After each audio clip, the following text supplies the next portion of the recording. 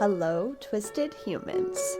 Do you find yourself wanting to know more about the latest murder, conspiracy, cult, or haunting? Then this is the podcast for you.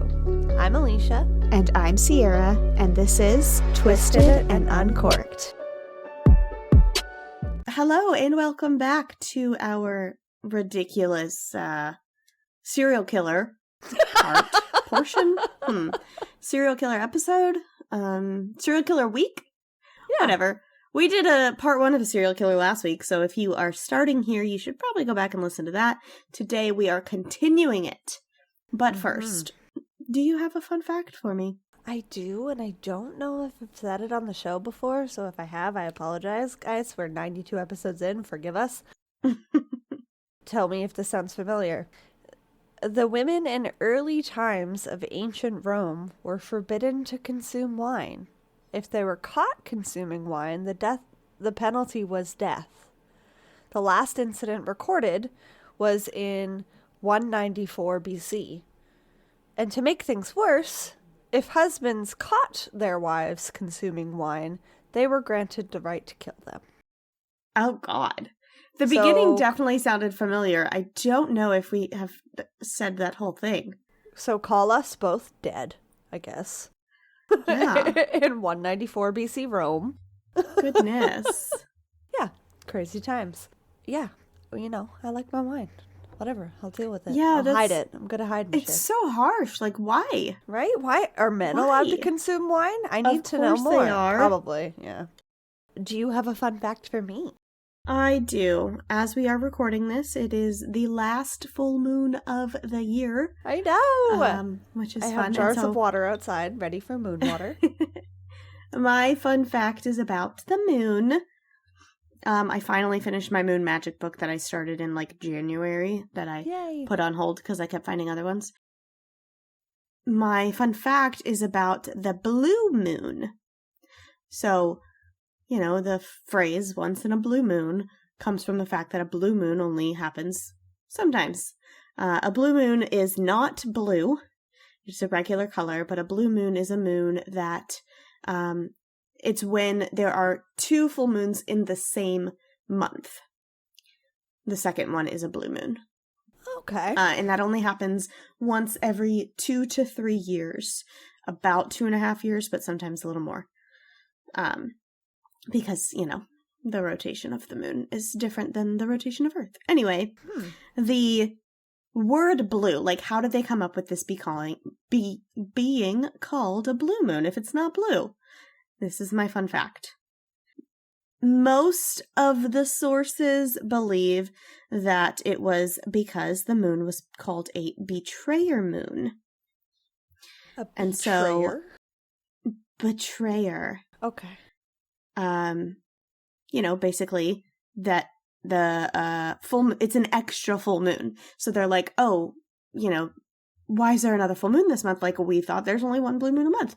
Oh, but it, you know, betrayed you, whatever. Betrayer moon. The word for betrayer in Middle English was bellew, which is Beleue.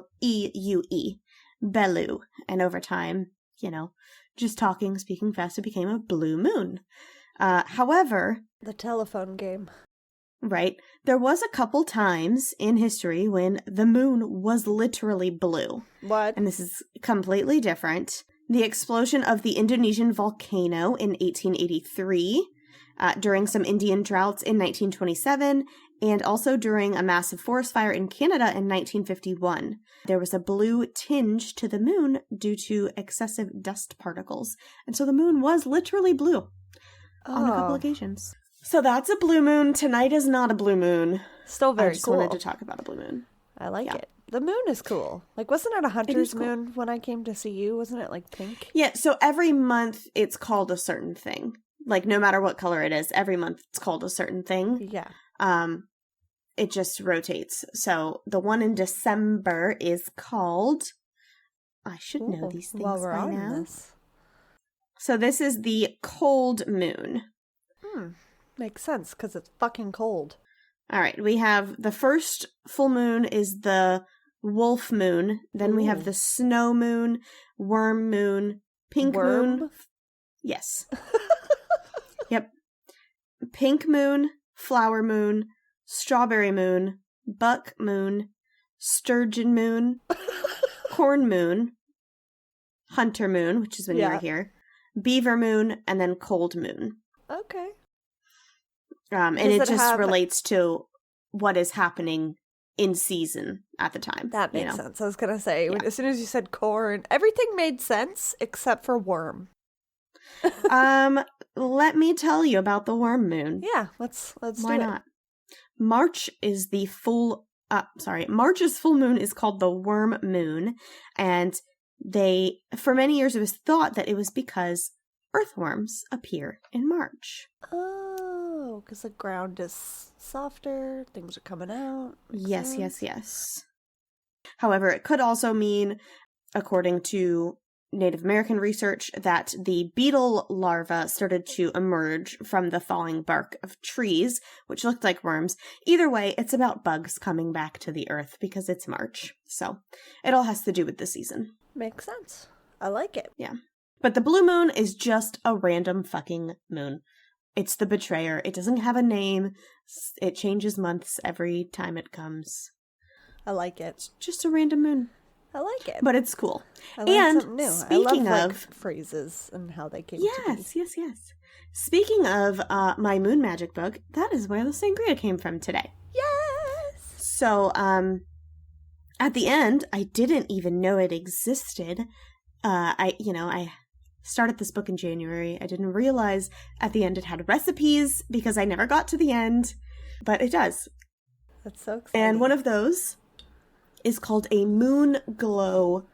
I think it's just called Moon Glow. Which is like my new favorite title for anything. Well, also, so I made mine in this cup because I just wanted to drink out of this cup. But then I was like, okay, but, I needed a second one just in case. And when I made it in a clear cup, I know why it's called a Moon Glow. Because it looks like the glow of a moon. It really does. That's it's insane. So well, I'm glad you're our photographer because mine is not nearly as pretty. And it's also half empty because I had less wine than I thought. But I made mine with lemon, and Sierra will get this soon instead of lime because limes here were like $2 and they were sad. I used lime juice. And I couldn't do it. So I didn't put a lime wedge in mine, as you saw. I literally squeezed lime juice into it. Yeah. I wasn't going to do that either. This is the most simple recipe we have ever done. It is literally just the wine that we used last week, which was the Oak Leaf Vineyards Sweet Tropical. And ginger ale and lime. That's it. And you can do the same recipe with beer instead of wine if you prefer. Oh. So I'm actually really cool. curious to try that. Yeah. But really good. Yeah. It is really good. It's super simple. And refreshing. I don't think it would be as good if we didn't use this wine. I will admit that. Because it's sweeter, right? Yeah. So the lime. It kind of just gives me a dang headache right away. I feel like if we didn't use a very flavorful wine, it would kind of be too bland. Yeah. Yeah, fair. The wine tastes definitely like a little gives it some spritzer flavor. of sorts. Yeah. It's really good, though. Yeah, it is really good. I'll have to try it with lime at some point. And then, it did also say that you could put juice in it, pineapple or guava. Oh, but it was I think we both pineapple guava juice because the wine was already so sweet. So I think we both opted out. So because the wine already has pineapple flavor, even if I was going to use the juice, I was going to do a lot less. But I couldn't find guava juice anywhere. Yeah, that's a tough one. Yeah. All right. Well, we're done with the wines and the fun facts, and now it's time to get to the yucky stuff. Before we do that, we are going to hear a quick promo from our friends over at Live, Laugh, Larceny podcast. All right. Let's get into this. So we are picking up where Jeffrey Dahmer, if you forgot, that's who we're covering, has moved into his new apartment. It's September 26th, 1988. Alicia was but a mere sperm. And already he has lured someone back to his apartment. Yes. He offered a 13-year-old Laotian boy to come over. He laced the boy's drink with sleeping pills.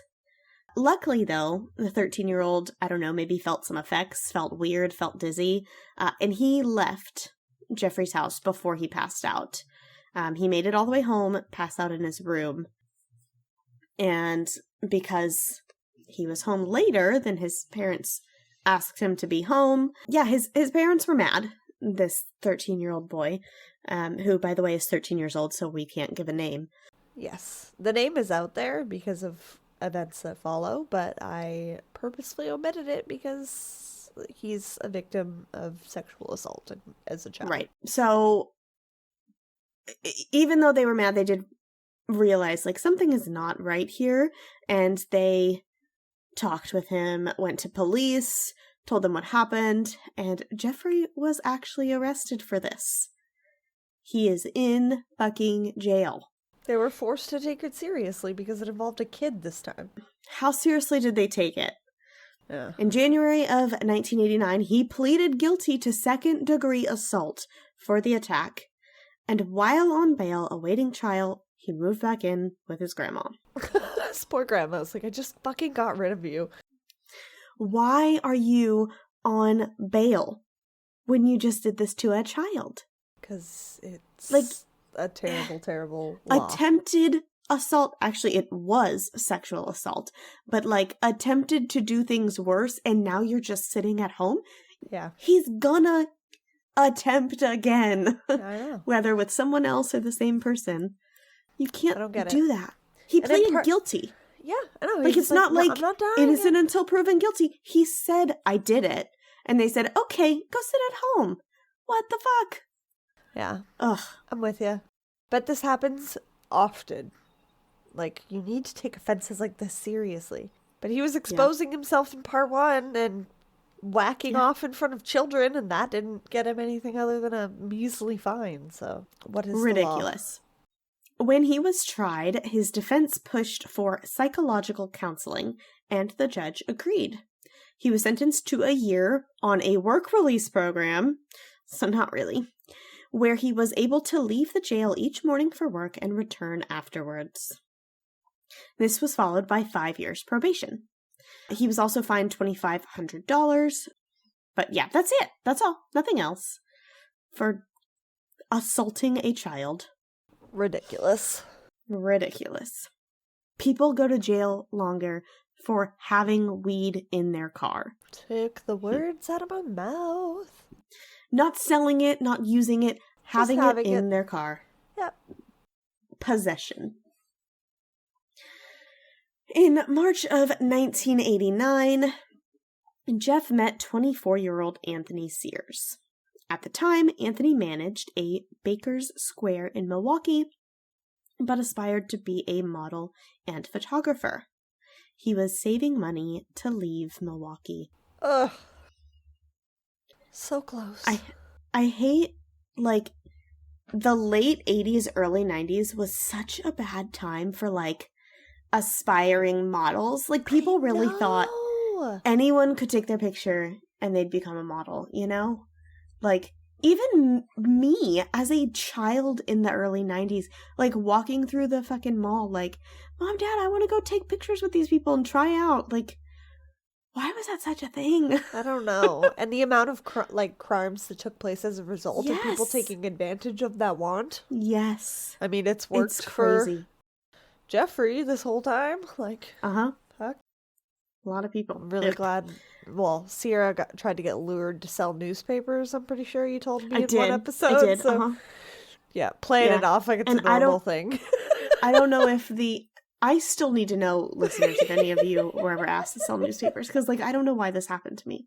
Sierra's having a midlife crisis, or a 30-year-old crisis right now, because she's... I don't talk to anybody that I went to high school with, and I want to reach out to them just to ask them, do you remember this? Am I making this up? Am I from a different timeline? Like, something... Well, you thought it was normal happened. Until I was like... Right. Yeah. And then I'm like, okay, yeah, that doesn't sound normal at all, actually. Why did I think if an unsolicited person asks you to sell something, or do something in exchange for money. We say no. I was sitting in a car across from my friend's grandma's house. This dude was walking down the street with a stack of newspapers and asked if I wanted to sell them. And I was like, oh, no, I don't think so. You know, I'm too busy. And he's like, oh, no problem. Let me know if you have any friends. I'm like, okay, I will. Like, why? Why did this happen? Because he was going to take you back to his car where the newspapers were and kidnap you. Yeah, apparently. That's my theory. But just, I don't get it. Yeah, just get jobs the old-fashioned way, guys. Bring your resume in somewhere. My dad totally took me and my sister to one of those modeling agency things. Also, we went to one. We had to stand in a room. My dad had to be in there because we were minors. And they told us, do your best poses. And I was like, I don't know. And they're like, just, you know, why do you, you know, how do you know about modeling? And I'm like, I watch America's Next Top Model. And they're like, all right, do the America's Next Top Model poses that you know. And I was just like, okay. Vogue. Like, I didn't know what I was doing. Oh, they're like, keep going. Give us another one. I'm like, I don't. That's I don't cute, but creepy at the same. Yeah, super creepy. Super creepy. If they wanted me for a specific part or to do a specific thing, they should have asked me to do it, not just do what you see on TV. Like, what the fuck? I mean, at least your dad was there. Yeah, I think he was really concerned and confused as well. He just stood there like... Seems very unorganized. You need to give children direction. Yeah. Oh, also, it was in like an abandoned building. So they just like rented the office space of an abandoned Sierra's building. childhood photos are on some creepy porn site somewhere. I guarantee it. Oh, no. Guys, don't do it. But at least you didn't get kidnapped for selling newspapers. At least I didn't get kidnapped. Episode 1 of our show is called Hitchhiking Childhood Dreams because you wanted to hitchhike. What is wrong with you? Sorry, all of this It looks so cool. I loved watching people standing with their thumb. I'm like, I'm going to do that one day. You tell me I'm a terrible true crime podcaster. Oh, I'm an adult now. I have learned. You have not. That's true. All right. I love you. So Anthony's mother, Marilyn, said that he loved having his photo taken. He was known to run off with friends for days at a time, so he was not reported missing until 4 weeks had gone by after Jeff had invited Anthony back to his grandma's house for photos. Oh. They had some drinks and some consensual, maybe, sex. Yes, all of this is according to Jeff Dahmer, so... Oh, exactly. And then Jeffrey murdered Anthony after he passed out from the drink laced with sleeping pills. Ugh. Which is just, Which brings us back to episode 1. Always watch people make your drinks. Oh, yeah. But also, like, I hate that he's searching for this first experience type thing, because it's the only thing that it seems like it could be. But also, like, I don't know. It's just, why do you have to take it that far? He's a psychopath. Like, there's no reason. I don't know why I'm trying to understand him. Well, like I said, he's an enigma, and we gotta try, because a lot of things he does doesn't make sense, but yeah. I'm pretty sure I've said it on a Patreon bonus episode before, so non-Patreon members are gonna hear this and be like, what the fuck? But you have to hear it in context. Yeah, guys, I'm pretty sure I said that I felt bad for Jeffrey Dahmer. I have too. In a sense. Yeah. But, like, just the more you research and read about him, you're like, you could have stopped at any point. I know. At any fucking point. You could have just fucking stopped. Stop. He's passed out. You're having sex with him. Now walk away. Why are you gonna kill him? Yeah. Like, he doesn't know what just happened. Well, also, it's like you said, it was consensual. There's nothing to hide. Yeah. Just fucking go to bed, dude. Yeah. You had too much to drink the next morning. Sorry. Wake up the next morning and then you'll have friends. Do it again with the same person. It's a weird concept for some. It is. It's really weird. I don't like it. Anyway. I don't either. Again, enigma. Let us know your thoughts, Now it gets weirder. Jeffrey boiled Anthony's skull until it was bare and painted it, adding it to his little satanic altar he had been building. Satanic not in the way that, like, the Satanic Temple, but in the way that, like, you know, people who are usually psychopaths and don't understand worshipping Satanism. The devil. Yeah? Yeah. More metaphor. He also, Jeffrey, kept Anthony's genitals. As we all do. Goodness. Since he was living with his grandma, he was worried about getting caught, so he kept his trophies in his work locker at the chocolate factory. Can you imagine being his coworker and learning that afterwards? Gross. So gross. Like, sorry, what? Sir? This is not the place to keep your skulls? So, he's working at the chocolate factory on work release, right? Yes. So, like, he's still in jail while he did this. This is what's wrong with work release. Yeah. Just to be clear. Yeah. Jeff was released from his prison in March of 1990. Prison, and that said in quotations. Right. He no longer had to report back to them. He moved into the infamous Oxford Apartments on 924 North 25th Street. Within weeks of living there, he had lured another person back to his home, 33-year-old Ricky Beeks, which he told him he would be photographed for money. Again, modeling. Tale as old as time. Ricky had often gone by the alias Raymond Smith, and it wasn't unusual for him to be gone for long stretches of time. He's a 33-year-old man. Ricky had been living with his half-sister when he met Jeffrey. She took him in after he had been released from prison. Ricky also had a 10-year-old daughter. She lived up in Rockford, Illinois with her mother. However, like we said, he was lured to Jeffrey's house, and his skull would be added to Jeffrey's collection. In May of that year, Jeffrey brought another unknown man back to his apartment with the same ruse. Except this time he accidentally drank the laced drink and woke up to find the man gone and some of his valuables missing. Earlier when you said he was an idiot, we're reinforcing that here? Right. Oh, God, that's bad. It's an unknown man, but man, if someone would have just reported that, you know? I know! Like, this man tried to drug me, he clearly drugged himself. Yeah, there was a skull in his freezer. Yeah, but it sounds like this guy sucked just as much, so.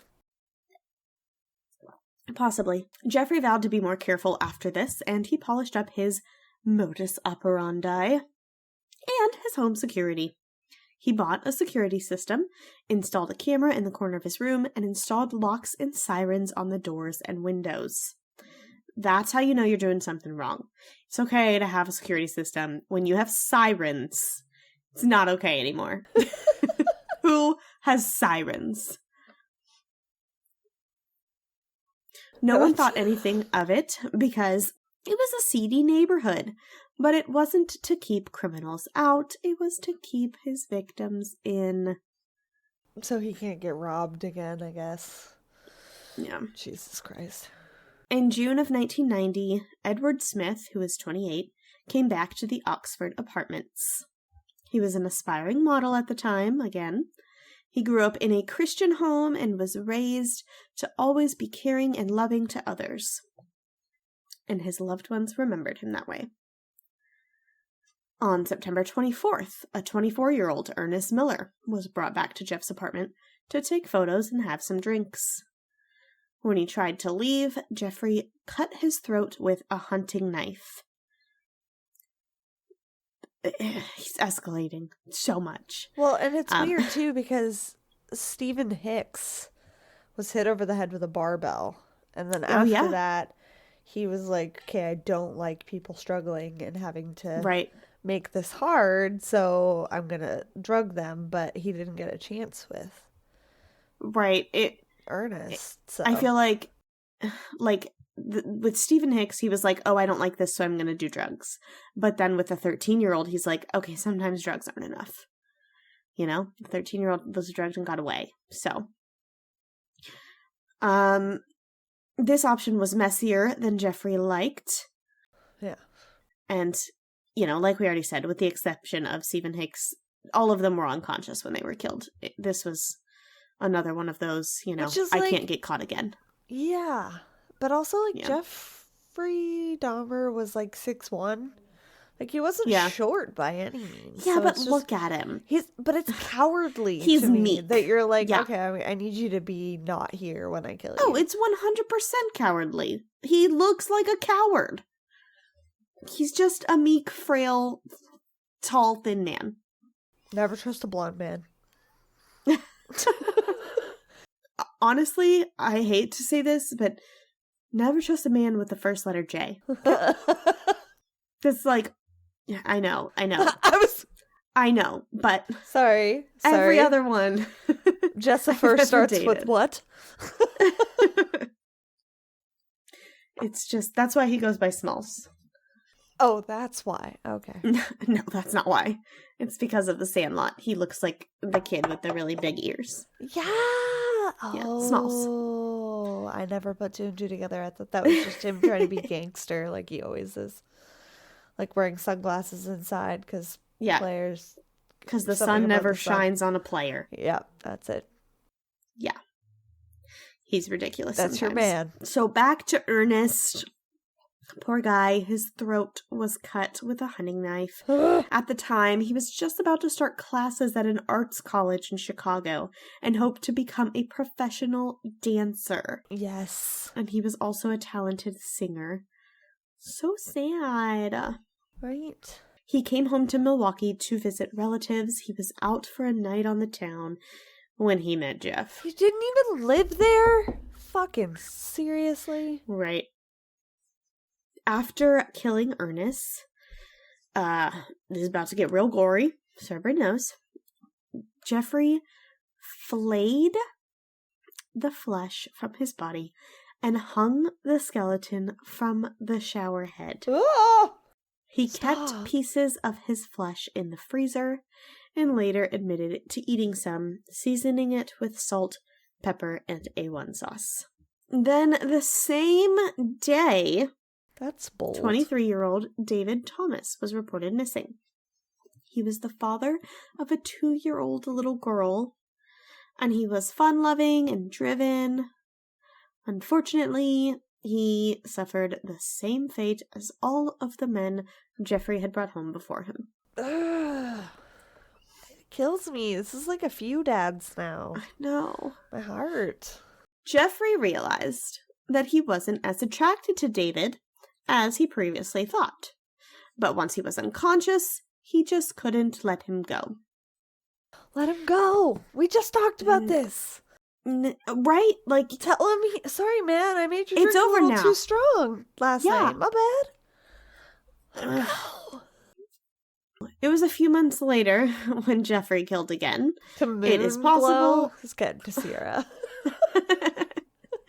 It is possible that he did commit a murder in between there when he said he had this little couple-month break, and just didn't confess to any of them during that time frame. But it's also possible that he experienced a cooling-off period. We may never know for certain, but he did admit to all of the other murders. So why not believe him in this case again? Right. Even when Jeffrey had served in the army in Germany, people reported assaults on them, sexual assaults, and many believe he could have been responsible for the missing men in the area while he served. So typically things that he's already done, so right. Why not practice in another country? I don't know. He was also blamed for I remember reading this in one of the books. Unsolved Mysteries, the original host, I think it's who it was. Mm-hmm. Or, no, America's Most Wanted. Oh.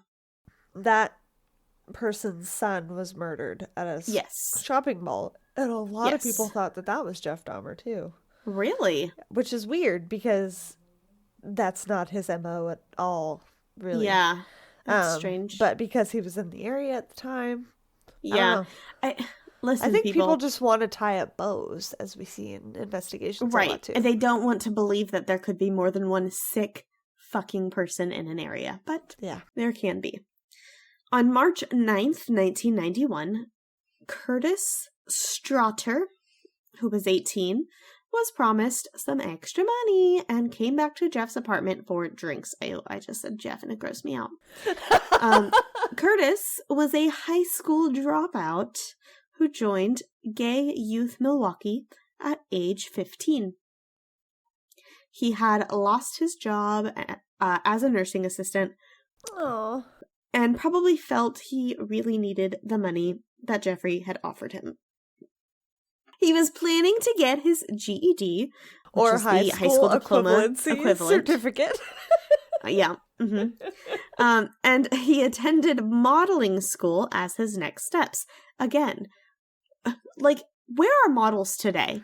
I don't know. But we will share photos of all of these victims, as we always do, and they were all beautiful. I'm sure. But most quote-unquote models nowadays are like just actors or actresses who are marketing a brand.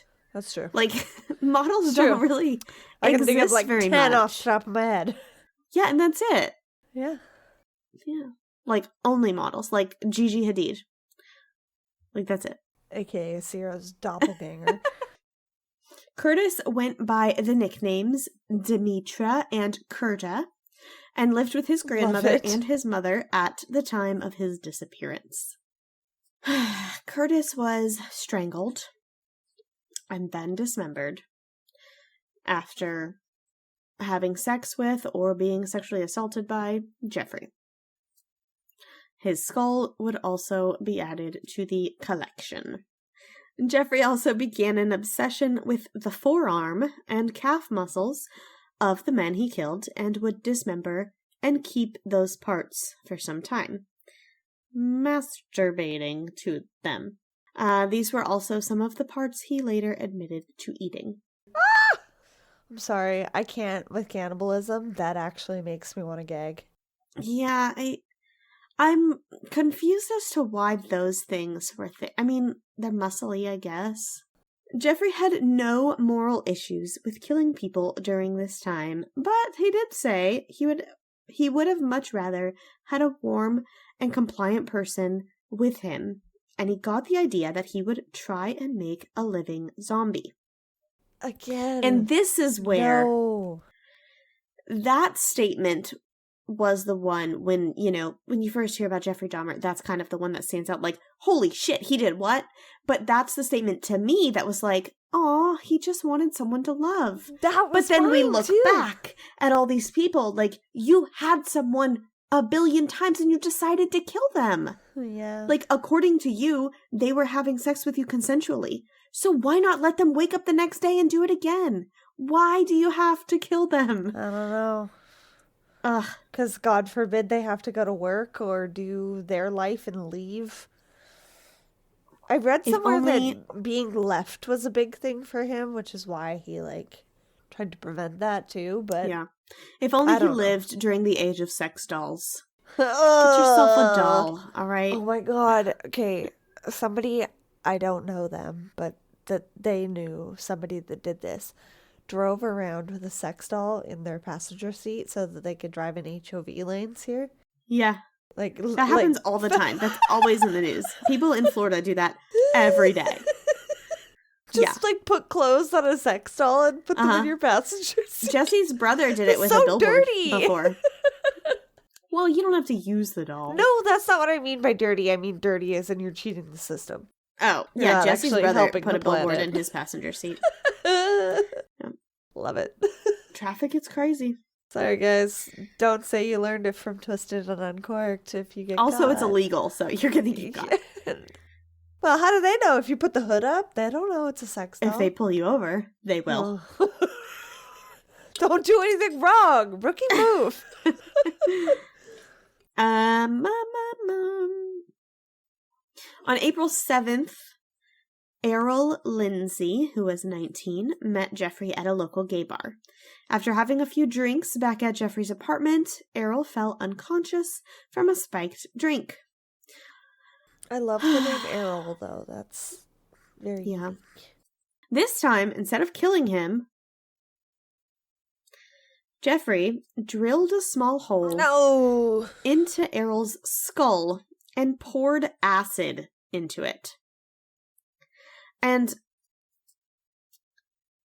I have to imagine that even passed out, you would hear or feel the drilling of your skull. Like, maybe he thought it was a dream.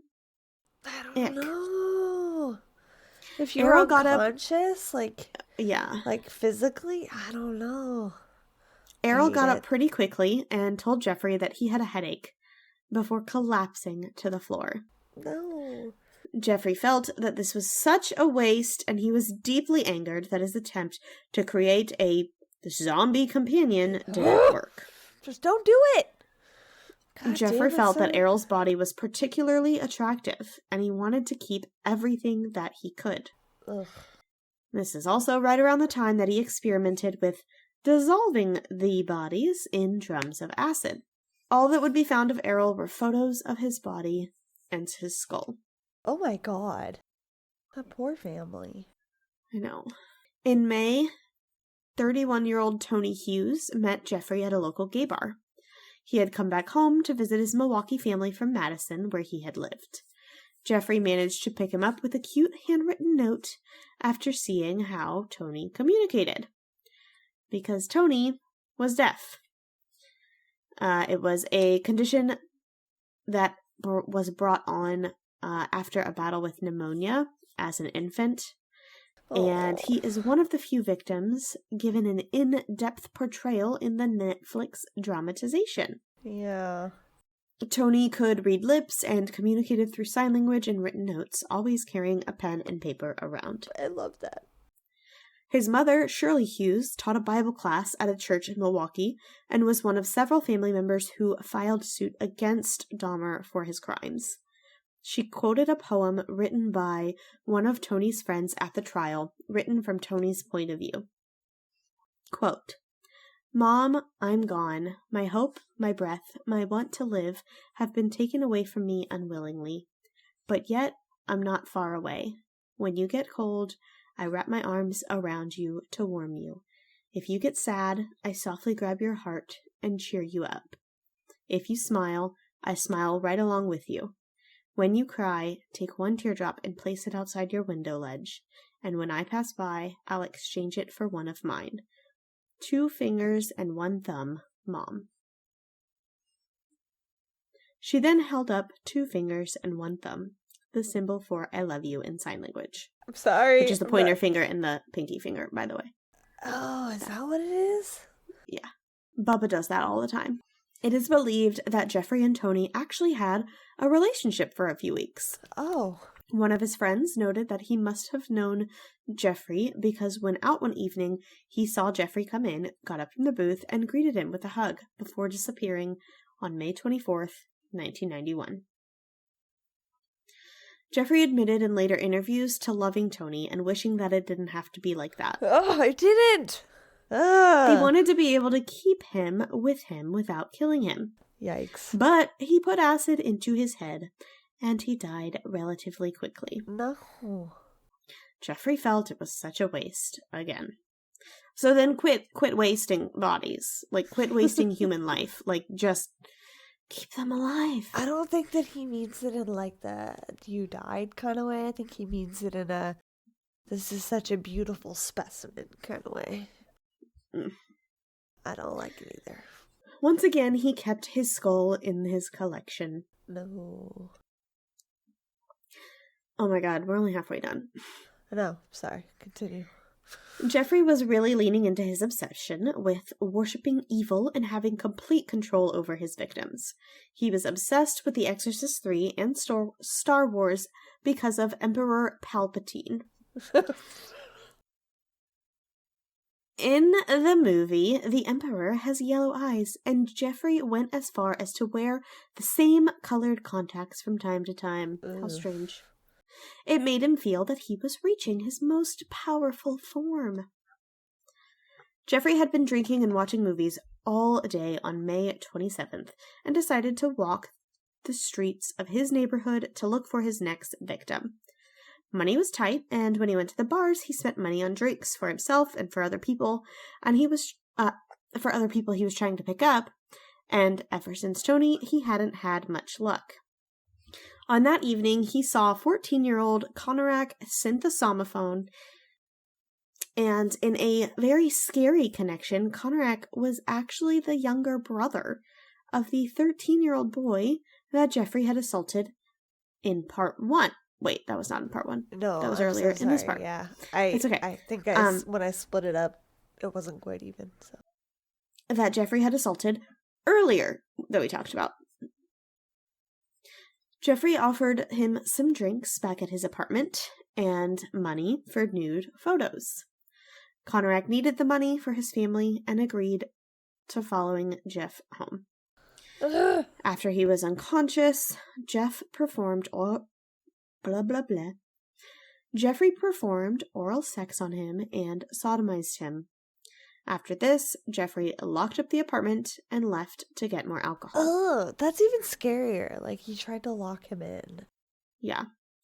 When he returned home a few hours later, he saw a naked Konarak outside the building with 2 of his female neighbors. One of them noticed that he was bleeding from being sodomized and called the police. Jeffrey turned on the charm and convinced the 2 police officers that had arrived that Konarak was 18, was his live-in boyfriend, and just had too much to drink. Not wanting to hear anymore, because they're police officers who are like, ew, gayness is icky. The police helped Jeffrey escort the boy back to his apartment and left. The neighbors were outraged, rightfully, and later those officers would be fired, but then rehired after going to court and given back pay. So nothing. Because America, that's why. Because of the up-and-coming gay community in Milwaukee, police were actually taught to be respectful, and it is possible that after seeing photos Jeffrey had of Konarak and that he was playing the part of his caring boyfriend, they thought they were being respectful. Being respectful. Right. They thought they were being respectful by not asking any more questions. They took down Jeffrey's information. If they had just run his name and actually done a thorough investigation, Jeffrey would have been flagged for his previous conviction of Konarak's brother. And if they had looked around the apartment, they would have found Anthony Hughes' body on top of Jeff's bed. What the fuck? And all of the heads as well. Oh! While back at the apartment, Jeffrey knocked Konarak unconscious, drilled a hole in his head, and instead of acid this time, he decided to try something else. He poured hot water into the open wound, and it is very likely that he died right away. Not the problem with the situation. Yeah, it's and not Jeffrey what would you pour add into the head. It's that you're drilling into the head. It's that anything is getting into the head, okay? Don't pour anything in there ever. Jeffrey would add this skull to his altar. On June 30th, 20-year-old Matt Turner was picked up at a bus station in Chicago by Jeffrey after they both attended the Gay Pride Parade. Oh. He convinced him to come back to Milwaukee to model for him in exchange for money. Matt was a native of Flint, Michigan, and was living in Chicago and aspired to be a model. Another model. His head was put in the freezer, and his torso was found in the acid drum when Jeffrey was later arrested. Yikes. July 6th, 23-year-old Jeremiah Weinberger suffered the same fate as Matt Turner. Jeremiah was a native of Puerto Rico, living in Chicago. He worked as a customer service representative for a video store. He loved art and was very meticulous, his roommate, Tim Gideon, had said about him. His desk was always straight, and he knew where everything was. Relatable. He always dressed nice and always worried about what he wore and how he looked. Jeremiah encountered Jeff in Chicago. The two men took a Greyhound bus back from Chicago to Milwaukee after Jeffrey offered to pay him for some modeling shots. No. Jeffrey was in Chicago again because he found out there was a whole new pool of victims. No. After Jeremiah went missing, the city was plastered with his missing posters. Oh. On July 15th, Oliver Lacey, 23, met Jeffrey Dahmer. He was the youngest of 3 boys. He had a 2-year-old child and was engaged to be married. Originally from Oak Park, Illinois, Oliver ran track at River Forest High School.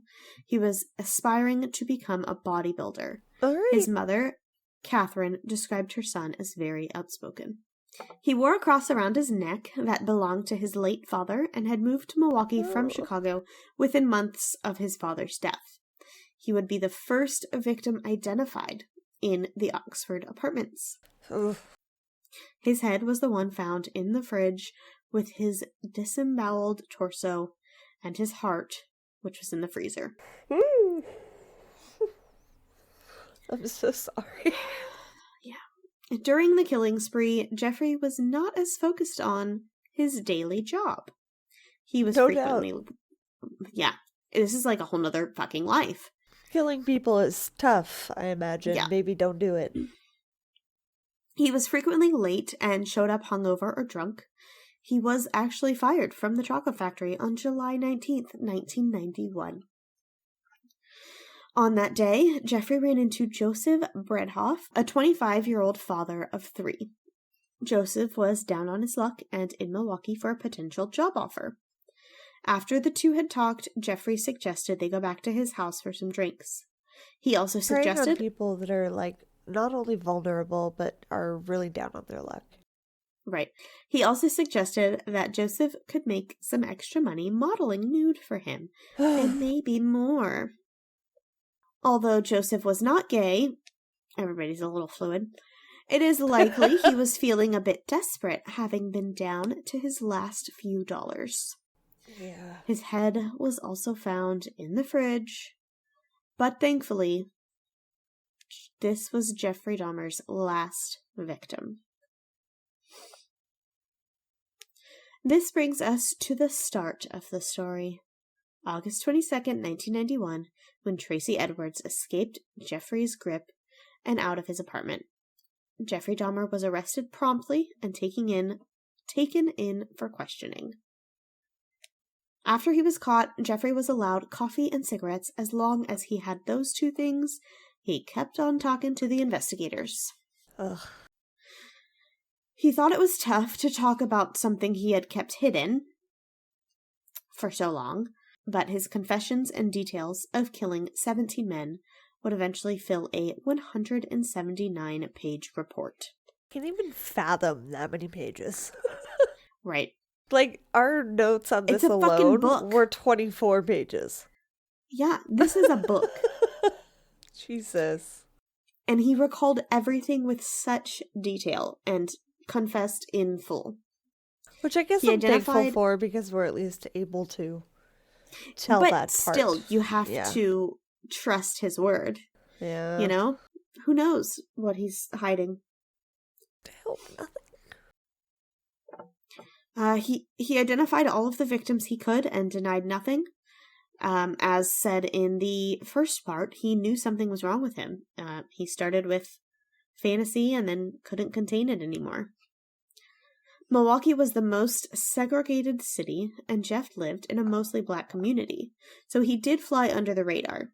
He was kind to all of his neighbors, and most of the time he was at work or out at gay bars. He was a loner, he kept to himself, but he could be engaging and charming. Men liked him. He was clean-cut, average, kind. He would buy them a beer, dance with them, and then offer them money for photos or sex, depending on the individual he was talking to. Once back at his house, he would offer them a drink mixed with sleeping pills after spending some time together, usually when they were gearing up to leave or indicated that they were uncomfortable. People disappeared, and the community recognized that they were gone, but they didn't know if they had moved, got sick because of the uprising in AIDS virus, or just died. Jeff's crimes were unique in the sense that it was a small area, and crime was usually drug and theft related, not keeping a torso in a vat of acid and several heads in the fridge related. He was advised not to talk by his attorney, but he had nothing to hide and wanted to tell the truth. Again, he knew weird. The jig was up. Right, but again, this is his truth. I just don't feel you would think that you would make yourself look all of the information. Like, right. If he was going to lie, you would think he would lie in a way that made him look better. But I think he thought this did make him look good. Like, I think he felt, he's done so many interviews and shit. I think he was like, yeah, this is what I did. Absolutely narcissistic. They all are, and but psychopathic. Yeah, he is insane. Yeah, it's tough. Ugh. Sorry, guys. Neighbors did complain about a scent from time to time coming from Jeffrey's apartment, but he would blame it on a broken fish tank or bad meat.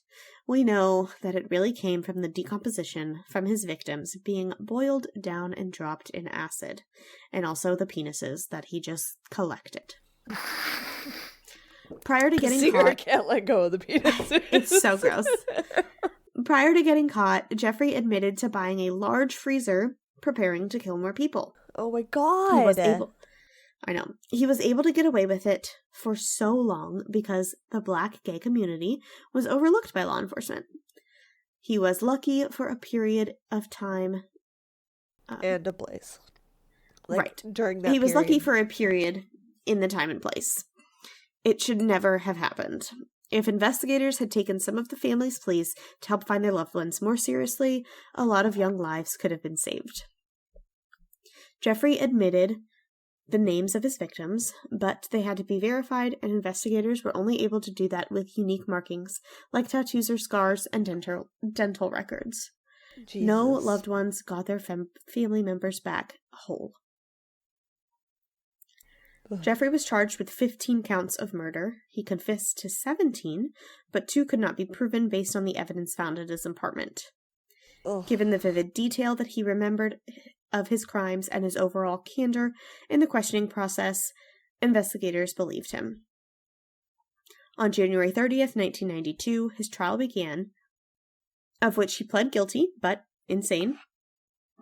The prosecution... I'm stuttering. The prosecution admitted, yes, he was a necrophile, but he could still distinguish right from wrong. The judge agreed.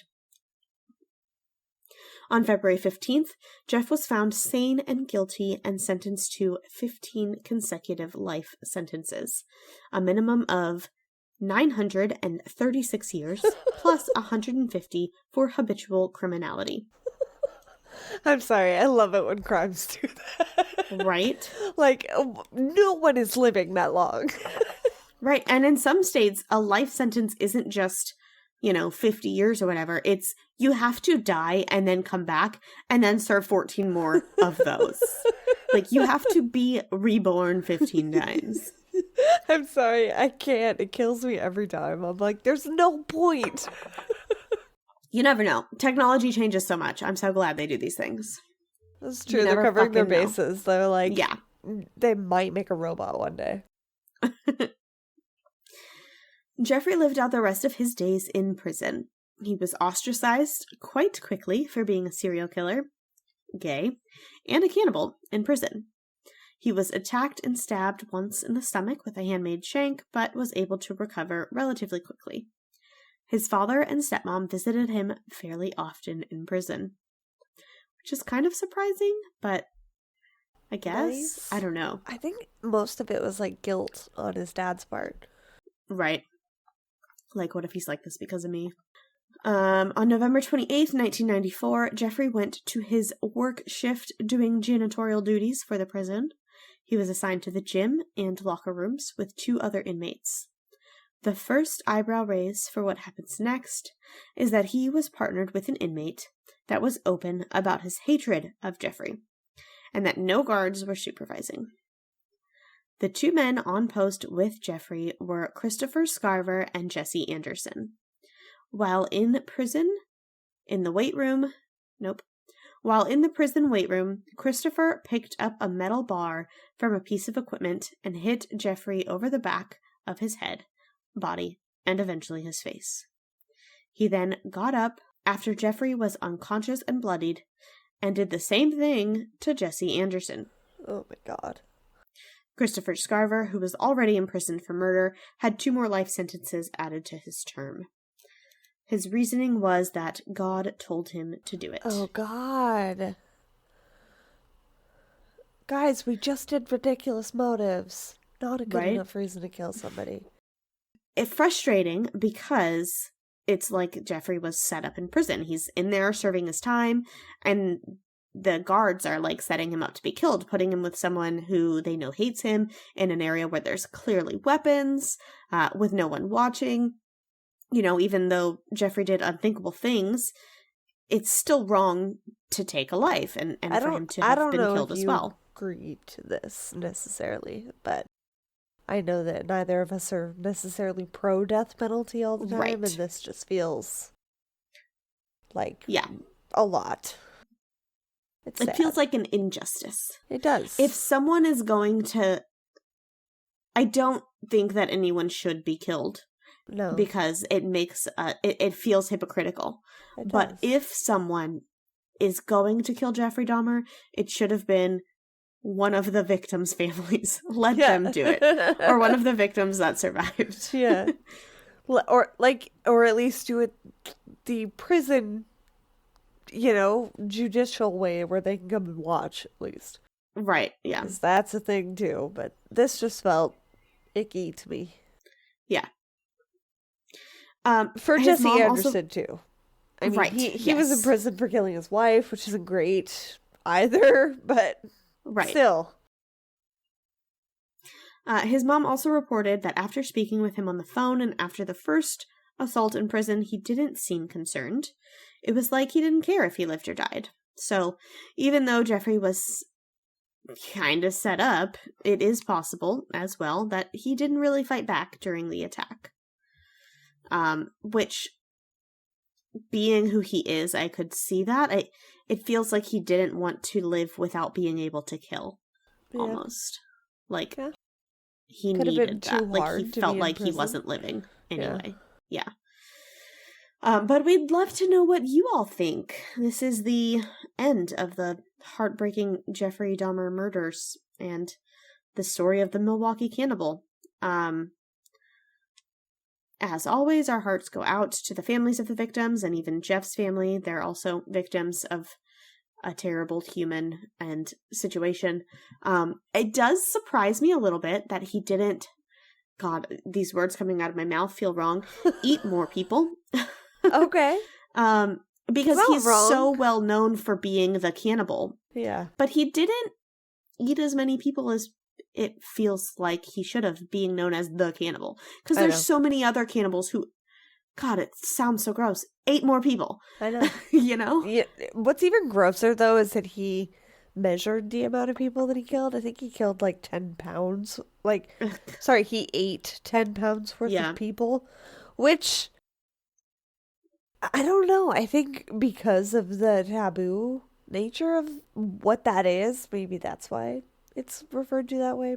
Well, I think he was one of the first ever cannibalistic known cannibals. Serial killers. Right. Yeah. Exactly. That's true. But it gets me every time. Sorry guys, I hope you weren't eating on your lunch break listening to this episode or something. Gross. I'm sorry. For me, it is Wednesday at 8:00 at night, and I'm gonna go to bed after that. Yeah. Let us know what you think. I'm sorry. Let us know what you thought of the Netflix docuseries if you watched it. I didn't, but still like to know everybody's hot takes. Yeah. Let us know if you have any suggestions for future serial killers that we should cover. And we will see you for the next one. We restart our categories next episode, which is exciting. Yeah. Before we roll on out of here, Sierra, do we have what day is it today? Today is December 20th. We are going to talk about terrible men, but a completely different sense here. On this day in 1821, Missouri passed a state tax that required all unmarried men between the ages of 21 to 65 to pay a $1 bachelor tax. $1 in 1821, by the way, is about $26 today. Oh my god! Yeah. This sorry, tax law, a bachelor tax? That's my favorite thing ever. This tax law has been proposed in multiple American states, but it was only ever passed in Missouri and Montana. And then it was canceled both times. But the reason it was proposed so many times is actually because humans are awful. Oh. At first thought, you would think, oh, these men need to be responsible for the women they keep emotionally damaging while playing the field and getting in everyone's pants. The issue is that this was... wrote that. Oh, yeah, I did. Okay. The issue is that this was the 1800s and early 1900s, so even unmarried men caused the emotional damage and slept around. Yeah. And didn't get in trouble for it. So that's not the reason for the bachelor tax. The reason for the bachelor tax was because the awful humans that existed were concerned that unmarried men were either gay, can't have that, getting with people outside their race who were at the time not allowed to marry, can't have that, or didn't want to have children, which this is back in the day when having as many children as possible in order to be the superior race in religion was important. So actually, this was we're keeping the white men straight and for ourselves tax. Many people believe that this weird law is still in effect in Missouri, but the law was actually changed to put a tax on all men instead of just bachelors as a poll tax, not an unmarried tax. The Montana bachelor tax was taken away when a man challenged it, saying that it was sex discrimination. Fuck off. A white man in 1922 said this. Sir. He said that if he had to pay tax for not being married, then all the old spinsters that he tried to woo that turned him down should also have to pay. We are not spinsters, is the original nice guy. Start! Like, I tried to get married. They just didn't like me, so it's their fault. No, maybe you fucking suck. Maybe they didn't like you because you fucking suck. Yeah, you gotta woo better than that, dude. So that is today, December 20th. Fun information. I like how last week was prohibition and this week is a lot bachelor tax. A lot of 1920 stuff happened in December, okay? December in the 1920s was very active. I love it. We will see you next week for our new round of categories. We love you lots. Thank you so much for listening. Leave a 5-star review. Check out our Patreon if you feel so inclined. And in the meantime, keep it twisted. Thank you for listening to Twisted and Uncorked Podcast. Remember to leave a 5-star rating and review wherever you are listening now. It really is the best way to spread the word. You can also check out all of our sources and materials, as well as photos for the episode, on our website at twistedanduncorked.com. And you can follow us on social media at Twisted and Uncorked or Twisted_pod on Twitter. Thank you so much for all of your love and support, and we will see you next Tuesday for a brand new episode. Cheers!